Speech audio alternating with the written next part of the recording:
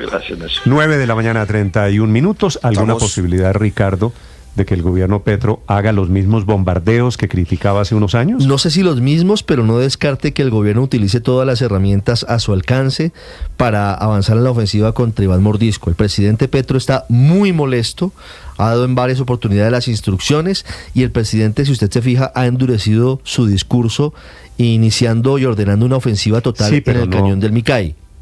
Pero, no lo descarto. Sí, digamos que, pero no digamos que yo no veo ningún tipo de... ¿Usted se acuerda de los bombardeos cuando el ministro... En Alto Remanso, el ministro era Guillermo Botero. Le costó el puesto al ministro Botero. Le prepararon moción de censura. El ministro en la práctica se iba a caer porque en esos bombardeos las FARC, es cierto, utilizan niños. Y murieron niños. Como escudos. Acuérdense que en ese momento fueron 7 niños. No utilizan niños. Que fue el motivo del debate en contra del ministro Botero. No, sí utilizan niños porque los recluta de manera digamos, como están, ilegal. claro, como tienen reclutamiento de menores, pues en cualquier campamento hay riesgo de que un bombardeo pues termine haciendo eso. Pero ese mismo riesgo está, Néstor, en un enfrentamiento en tierra, digamos.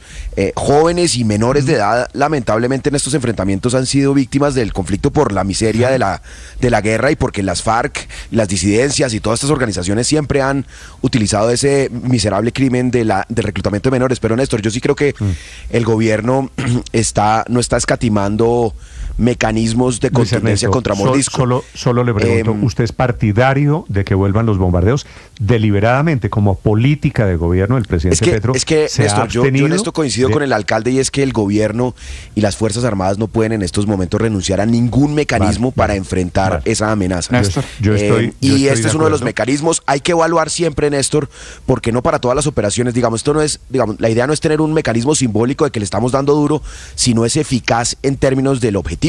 Entonces, depende de la dispersión, depende del tipo de campamentos, depende de muchos factores el que el bombardeo sea útil. No es una decisión simbólica, es una decisión operativa razonable, y lo que tiene que tener la Fuerza Aérea y el Ejército en general, Néstor, es la capacidad de disponer de todas las alternativas de ofensiva que tiene el Estado colombiano, y esa es una de ellas. Hay que no debe aclarar una cosa, Ricardo, yo creo. Señor. Hablar de bombardeos no es hablar de matar niños. No, por supuesto que no. Hablar de bombardeos no es anunciar que se van a violar los derechos humanos. Los bombardeos están permitidos en el derecho internacional humanitario. De hecho, en Colombia hoy no están prohibidos. Hoy no hay ninguna norma que diga que no se pueden usar. Es una decisión política no hacer bombardeos para cuidarse, pero digo, puede haber bombardeos, que me parece es la tesis del alcalde de Cali, bien hechos, Néstor, sin matar niños, fue el elemento, sin violar derechos humanos. Fue el elemento que cambió la correlación de fuerzas en el combate con las FARC y que los llevó a la mesa de negociaciones. Y recordemos Ricardo, bombardeos contra el negro Acacio, bombardeos contra el mono Jojoy, bombardeos contra el negro Acacio. Imagínese. Claro que cambió. Y esa es una ventaja operativa. Cambió la correlación de fuerzas. Claro, es que es una ventaja operativa. Entonces, bueno, no sé, porque como ahora ellos tienen drones. También cada vez que hay una ventaja aparece una desventaja, si usted quiere verlo de esa manera. Quienes están de acuerdo con los bombardeos o quienes están en desacuerdo con los bombardeos pueden contarme su opinión, su experiencia, se vinculan a los debates. Estamos en el canal de YouTube, estamos en las redes sociales, estamos en las frecuencias de Blue Radio en todo el país. Daniel. Néstor, yo leo el llamado del alcalde de Cali, de la gobernadora del Valle, de muchos alcaldes de municipios del suroccidente del país, a que el gobierno nacional, el Ministerio de Defensa, asuma un mayor liderazgo para enfrentar estos grupos criminales. Recordemos que los ataques terroristas en el Valle del Cauca se han multiplicado 900% este año, y una cifra similar se observa en el Cauca. Es decir, la población está desprotegida y uno no ve el liderazgo del presidente de la República y del ministro de Defensa para darle línea a la fuerza. Daniel, ¿sí o no a los bombardeos? Entren a confrontarlo. Sí, respetando las normas del derecho internacional humanitario, porque son una herramienta a la que no se puede renunciar y que mostró ser efectiva en su momento. Héctor, ¿sí o no a los bombardeos? O sea, no, la respuesta de Daniel, a la que yo me sumo, no a los bombardeos por una razón, porque hoy en Colombia es imposible hacerlos respetando el derecho internacional humanitario. ¿Por qué es imposible? No es imposible, no es imposible, Héctor. Por una razón. No es cierto, Héctor. A ver, ¿por qué es imposible? Por una razón, Daniel. Porque es imposible hacer efectivo ese que se llama el principio de distinción en los conflictos, que es distinguir entre combatientes y civiles. no estamos actuando frente a la guerrilla de las FARC de los años 80 o 90 o antes, que se concentraban como ejércitos irregulares en campamentos. Las organizaciones criminales de hoy, ningunas, ni siquiera las que se hacen llamar guerrillas, se concentran en campamentos de centenares o miles de combatientes. Pero, Héctor, todos están mimetizados. Héctor, yo todos, pero déjeme decir la última frase. Todos están mimetizados con la población civil, todos. Todas las organizaciones de estas viven en casas que son casas campesinas, que muchos de ellos no utilizan uniformes, etcétera. Entonces, hoy por hoy en Colombia, el principio de distinción, por eso no se puede, porque en Colombia, en esos casos no, es que en Colombia no hay ningún caso, de inteligencia. No hay. Suponga un caso en el cual la información de inteligencia si es un caso, muestra que hay un campamento. Si es un caso en que el principio de distinción se puede hacer efectivo, pues claro que sí, pero hoy en Colombia eso no ocurre. Las organizaciones criminales están mimetizadas. Me va a dar un caso de una guerrilla de los años 90. ¿Cómo murió Alfonso Cano? Años 90. No, señor. Eso es 2012. Sí, pero era una guerrilla 90. Que actuaba. Alfonso Cano murió en un bombardeo legítimo del Ejército de Colombia. Claro. ¿Cómo murió el Mono Jojoy?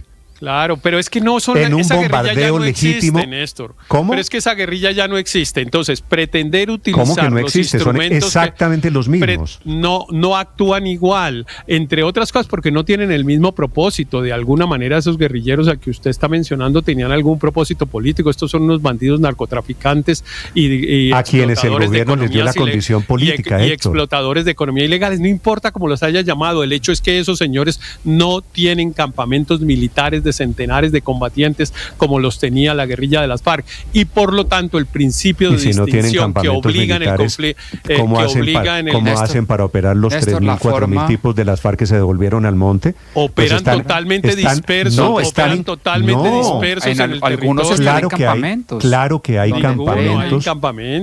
Quiero decirle, Héctor, en el 2016, antes de que se firmara, de que se votara el plebiscito por la paz, estuve en el departamento del Guaviare, algo más o menos como 17 días con la disidencia de las FARC, Néstor. Tienen campamentos y están uniformados y tienen muchos menores de edad. Tenían cuando usted los visitó. Eso es desconfiar de la información de inteligencia que tiene la fuerza pública. Es que tenían porque así se definieron esos bombardeos que le está mencionando Néstor. Con información de inteligencia del ejército, de la policía, que decía, aquí está tal jefe guerrillero, hay adultos que están entrenando. Yo creo que en el fondo estamos de acuerdo todos. Es que nadie está diciendo. Lo que no estamos de acuerdo es bombardear indiscriminadamente. Lo que no estamos de acuerdo es en la lectura de la realidad de las organizaciones criminales hoy. Y no puedo estar de acuerdo en que se propongan instrumentos para un combate de hace 30 años que hoy las organizaciones criminales no actúan igual, están mimetizados entre la población civil, y por eso, mire, Néstor, déjeme decirle esto, por eso cada bombardeo que hizo el gobierno del presidente Duque terminaba en una tragedia humanitaria. Cada bombardeo terminaba en eso, porque hoy es imposible hacerlo de otra manera. Héctor, hay 2 bombardeos. Claro que si hay niños, eso termina mal. Claro, pero si no hay niños, es un instrumento militar legítimo. Hay población civil, Néstor, hay por ejemplo mujeres a las que las reclutan obligadas para que les hagan la comida a los miembros de la organización criminal.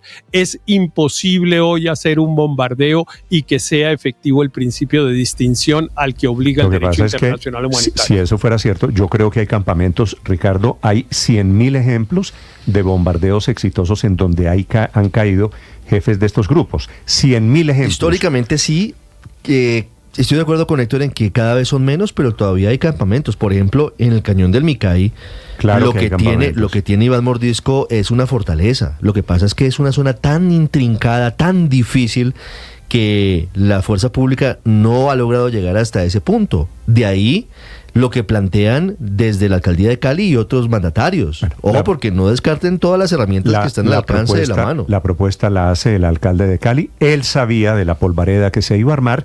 Él que además ha trabajado el tema de derechos humanos porque él fue uno de los gestores de la trabajó con menores víctimas de reclutamiento. Claro, es que lo más importante de esa declaración es que Alejandro Eder es una persona que no ha sido justamente alguien que esté en contra de esto, ha trabajado en la defensa de los derechos de los niños reclutados. Lo cierto, Néstor, es que cualquiera sea la estrategia, hay que responder a este peligro que se está teniendo. Están en Jamundí, no olvide eso, que está ahí cerca. Entonces hay que responder con firmeza, con fortaleza para solucionar el tema. El alcalde o los alcaldes y gobernadores están desesperados porque el terrorismo está ahí, rozándole la nariz. 9:42. Estás escuchando